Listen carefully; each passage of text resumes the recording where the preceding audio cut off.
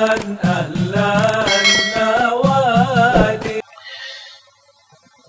ma yaqul ala wudu'ih. Bab mengenai doa yang dibaca ketika berwudu. Nah, jadi sebelum kita berwudu ada doa yang dibaca. Yustahab an yaqula fi awwalihi bismillahirrahmanirrahim. Wa in qala bismillah kafa. Jadi sebelum kita mulai berwudu, sunnah pertama kan tangan. Maka sebelum air ini kita basahi, kita membaca bismillahirrahmanirrahim. Membaca bismillahirrahmanirrahim. Atau baca bismillah. Untuk mazhab Syafi'i hukumnya sunnah. Mazhabnya Imam Syafi'i hukumnya sunnah. Tapi kalau mazhabnya Imam Ahmad bin Hanbal hukumnya wajib. Harus dibaca. Mazhab Ahmad bin Hanbal mau wudu, sebelum kita berwudu hukumnya wajib baca bismillahirrahmanirrahim menurut pendapat Imam Ahmad bin Hanbal. Karena Imam Ahmad bin Hanbal mendapatkan satu riwayat hadis dari Nabi kita Muhammad sallallahu alaihi wasallam, la wudu'a liman lam yadhkur ismallah. La wudu'a, tidak ada wudu bagi orang yang tidak menyebut nama Allah. Nah, hadis ini diambil oleh Imam Ahmad bin Hanbal. Beliau menyatakan hadis ini perintah untuk membaca bismillahirrahmanirrahim ketika mau berwudu. Makna la wudu'a di sini tidak sah wudu. Jadi gaul salah satu pendapat dari mazhab Ahmad bin Hanbal mengatakan hukumnya wajib. Namun kalau mazhabnya Imam Syafi'i sunnah. Artinya ada orang lupa gak masalah. Karena sunnah. Kenapa Imam Syafi'i mengatakan sunnah? Para ulama hadis mengatakan bahwa hadis tersebut lemah. Hadis yang tadi la wudu'a liman lam yadhkur ismallah, tidak ada wudu bagi orang yang tidak menyebutkan nama Allah. Nah, ini menurut ulama hadis dhaif. Hadis dhaif sebagaimana kesepakatan para ulama hadis tidak bisa dijadikan sebagai standar hukum syariat. Jadi wajib, sunnah, makruh, ya, mubah, haram. Nah, ini hanya bisa digunakan hadis yang standarnya sahih atau hasan. Namun hadis dhaif digunakan sebagai tambahan keutamaan amalan. Makanya mazhab Syafi'i tidak ada yang melarang, bahkan menyunahkan, yustahab. Kata yustahab ini sunnahnya versi fugaha. Bahasa kita ini dianjurkan, bukan as-sunnah. Kalau sunnah itu langsung redaksi dari Nabi SAW. Kalau yustahab ini anjuran yang mendekati kepada sunnah. Ini perbedaan antara yustahab dan yusannu. Yustahab dan yusannu. Kalau ada kalimat yusannu disunahkan, maka itu sumbernya langsung dari Nabi. Dan hadis yang dijadikan rujukan hadis yang kuat.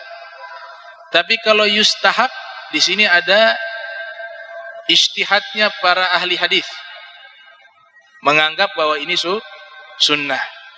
Jadi sebelum kita berwudu, maka sunnahnya membaca bismillahirrahmanirrahim atau minimal bismillah. Sekarang kita lupa mengucapkan nama Allah ketika berwudu. Kita ketika berwudu lupa. Nanti di tengah-tengah wudu teringat, misalnya sampai di wajah baru teringat tadi belum membaca bismillah atau belum membaca bismillahirrahmanirrahim. Maka Al-Imam Ibnu Hajar Al-Haytami yang lahir 909 Hijriah, meninggal 973 Hijriah, beliau menganjurkan membaca bismillah awalahu wa akhirahu. Sama seperti doa makan. Ini kias, analogi hukum. Bahwa dianalogikan seperti makan. Kalau makan lupa baca nama Allah, lupa baca doa makan, di tengah-tengah makan kita ingat, ya tadi belum baca. Maka disunnahkan membaca bismillah awalahu wa akhirahu, atau bismillah fi awalihi wa akhirihi. Sama redaksinya, semuanya dianjurkan oleh para ulama. Nah, bismillahirrahmanirrahim, Allah Ta'ala sunnahkan di dalam Al-Quran kita membacanya di semua surat. Kalau surat Fatihah wajib. Bismillahirrahmanirrahim di dalam surat Fatihah wajib, bukan sunnah, wajib. Yang tidak baca tidak sah surat Fatihahnya menurut pandangan mazhab Syafi'i. Kemudian surat seluruhnya ada berapa dalam Al-Quran? 114 surat. Berarti kita membaca bismillahirrahmanirrahim di dalam Al-Quran sebanyak 113 surat.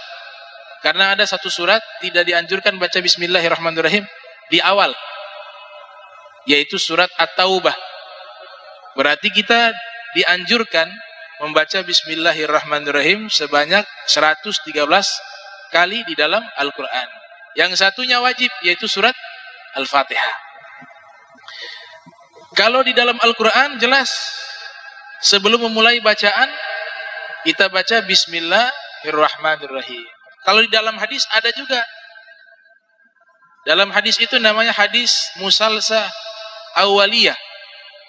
Para ahli hadis setiap kali memulai membaca hadis, mereka awali dengan hadis tersebut yang statusnya sama seperti bismillahirrahmanirrahim di dalam Al-Quran. Yaitu hadis Ar-Rahimuna yarhamuhumur rahman irhamu man fil ard yarhamkum man fis sama. Orang-orang yang penyayang, mereka akan disayangi oleh Allah Subhanahu wa Ta'ala yang Maha Penyayang. Sayangilah makhluk yang ada di dunia, niscaya yang di langit akan menyayangi kalian. Nah, ini bismillahirrahmanirrahim di dalam hadis. Kenapa para ulama mengatakan bismillahirrahmanirrahim di dalam hadis tersebut? Karena substansinya sama, isinya sama, esensinya sama. Apa itu esensinya? Rahmah. Bismillahirrahmanirrahim di dalamnya ada sifatnya Allah. Sifatnya Allah yang Maha Pengasih lagi Maha Penyayang. Bismillahirrahmanirrahim. Nah, cara bacanya, membaca bismillahirrahmanirrahim, itu huruf H-nya itu disebut dengan ha hirrif, ha pedas, ha pedas atau kepedasan.